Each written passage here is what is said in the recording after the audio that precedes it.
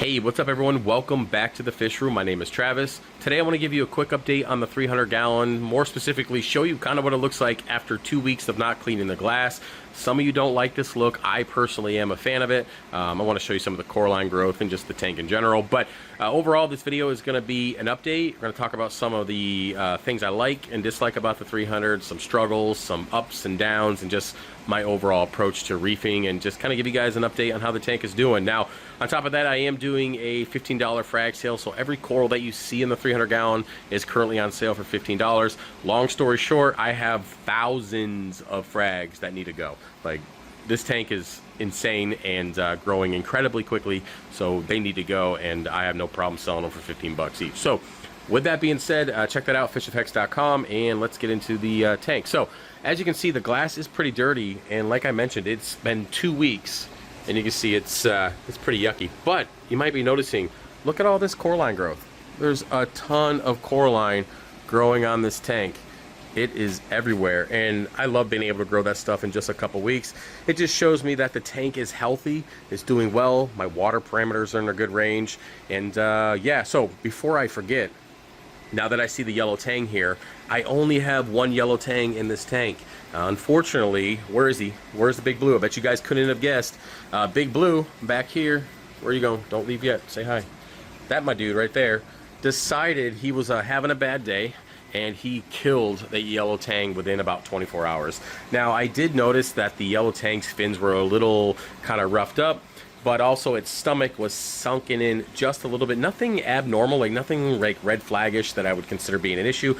I think that he was just kind of getting beaten up, wasn't able to access food, in turn wasn't eating as much, because it's not like there's algae growing in this tank all over the place. It wasn't able to get the food that it needed. It got weaker, and then Big Blue came over and decided to finish the job. Now, that splash of yellow, having two of them, was a big part of this tank.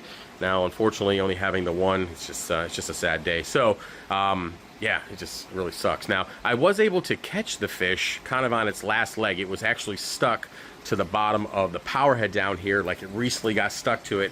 I was able to pull it off, put it in my frag tank.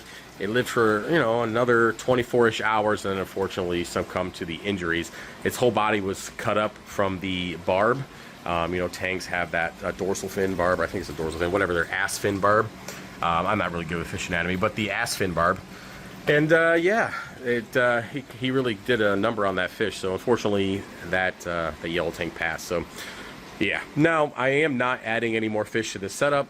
This is going to be it for now. When I rebuild, I will, you know, consider getting new fish, right? So back to the 300 gallons. So this tank is growing incredibly quickly, to the point that I'm going through 2-pound container of kalkwasser, 15,000 milliliters per day, to the point that the ATO doesn't even kick on to top off, and that is a little over 500 gallons worth of water, because I'm putting so much in through the calc reactor. Now, on top of that, I do have the Geo's Reef calcium reactor with the reborn media, and that thing is cooking through media. It's about halfway full now. I need to go ahead and get another box from Geo.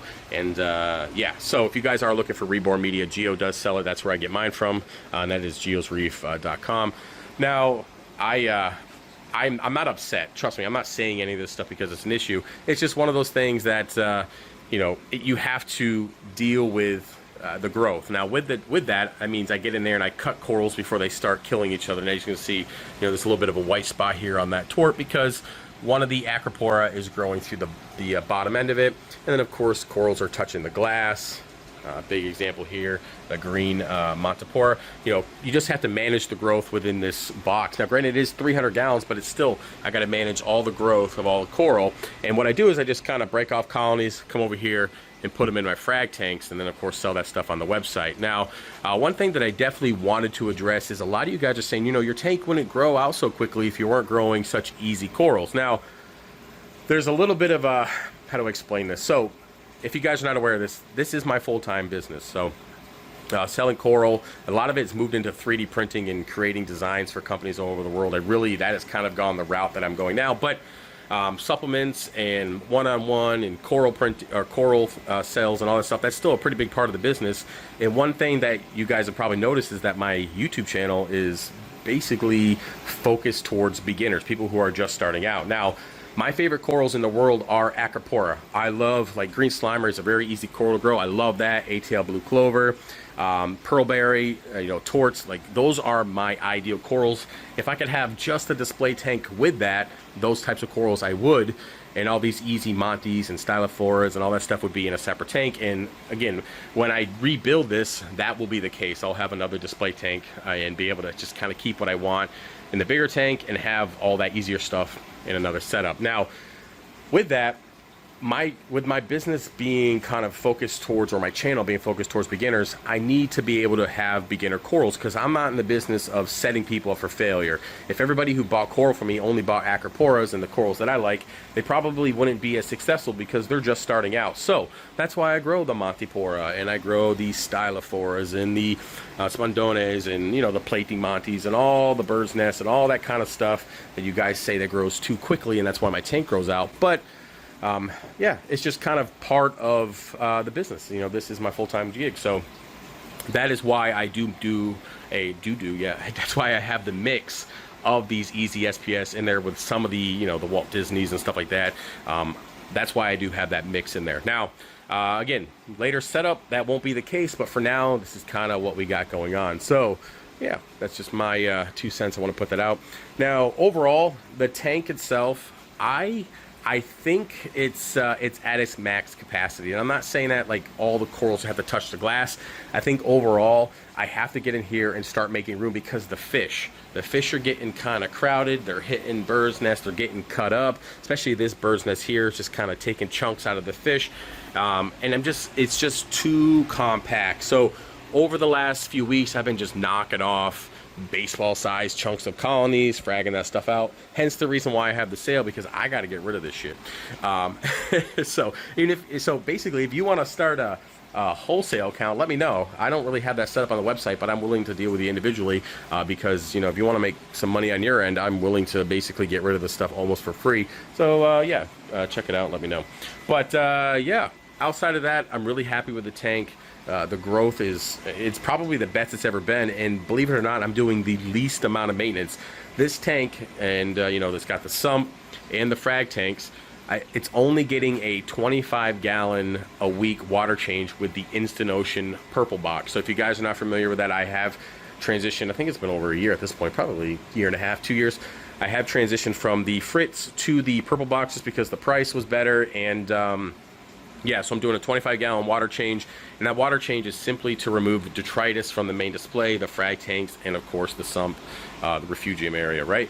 And when it comes to dosing, it's just Reef Plus. I do 100 milliliters once a week, and I do 100 milliliters of AcroPower once a week, and I do about 30 milliliters of EcoBalance from Dr. Tim's, and about 25 milliliters of Aquavitru seed, and that's it. There's nothing else going in this tank. Of course, I have my homemade fish food, which has different types of stuff in it, different types of clams and scallops and octopus and shrimp and all that kind of stuff. So it is getting those additional things through nutrients, stuff like that. But I'm not dosing nitrates, I'm not dosing phosphates. I'm just kind of feeding nori, a sheet of nori every day, feeding my homemade fish food, and doing my 25-gallon weekly water change to remove detritus, and dosing what I mentioned earlier. So very simple setup, and it just kind of proves the point. If you just keep it simple, you keep your hands out of the tank and you leave things alone, it will take care of itself, at least to a certain extent. Now, yeah, so that's pretty much it. Man, it's already been 9 minutes. All right, guys, I'm done talking. This video went a little longer than I expected. Again, if you guys want to support the channel and what I do, check it out, fishofhex.com. On top of that, I can go on the spiel forever. Hundreds of 3D printed items. Appreciate the support, and I'll see you guys in a later video. All right, peace.